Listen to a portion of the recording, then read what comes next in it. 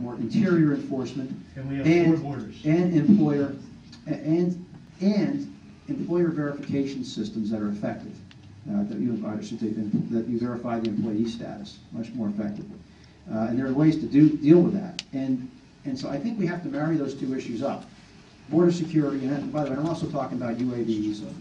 I've been putting out proposals too to use the Civil Air Patrol, put them up in the air. We don't have enough aviation assets on the border.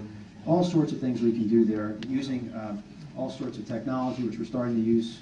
We're having some problems with one system out in Arizona, but the sensors so we can detect motion more effectively. We're building fence and barriers where we should. I'm concerned that this administration is not very committed to building the barriers and the fences as we need to, and particularly in the high traffic areas where we did, a few years ago.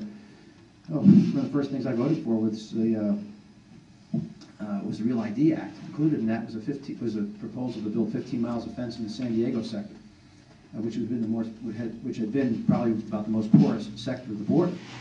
And I remember going to San Diego in 1988, walking into Tijuana, Mexico, and witnessing a bonsai run.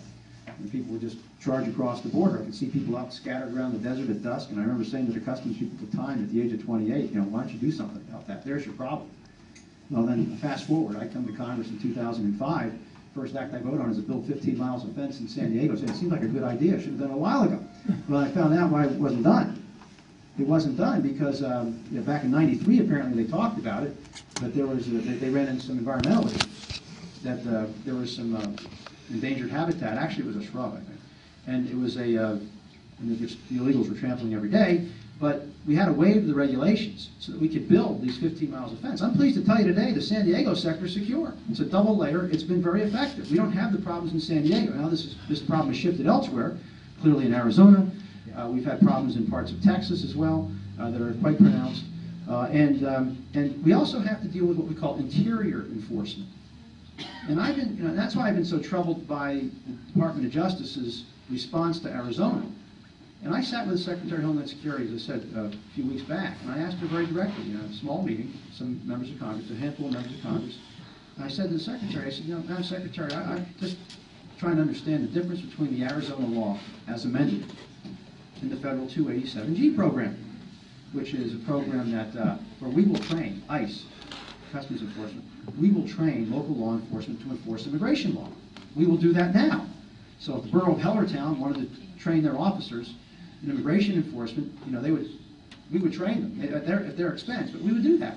I said, but if Arizona is simply trying to enforce federal immigration law, why is that different than ICE training local departments to do the same thing? And she said, well, it's just a matter of priority. I said, so we're having this great debate over priorities here. In other words, we agree to the principle here that, and basically one of my colleagues, Lamar Smith of Texas, who's a ranking guy on the Judiciary Committee, said, Madam Secretary, the priorities are established by your administration. They're not established in the law. Whatever priorities are established are established administratively, not legislatively. So the point being is, we need interior enforcement. We need collaboration and cooperation with local law enforcement. So for the life of me, I can't understand why the Justice Department would sue the state of Arizona as trying to complement federal law enforcement, while at the same time there are sanctuary cities out there that either ignore or discourage or prevent their local law enforcement from cooperating with ICE on enforcement. And they get a pass. I thought if there was going to be any federal action, I thought it might be against municipalities that refuse to cooperate with federal immigration enforcement officers. And to me, that's what's troubling to me about this whole situation. In fact, there was a celebrated case a few years ago, and I put in legislation over this, when these young people in Newark, New Jersey, 3 young students were killed. They were murdered by some people, one of whom was in the country illegally. He had been arrested for crimes against children, illegally in the country, and he was out on bail. He said the guy should have been in detention, at the very least, and never granted bail, under any circumstances, on a felony charge. I mean, please. I mean, at some point, we have to be better. We have to do a better job in interior enforcement, and we have to provide the resources. There should be no amnesty.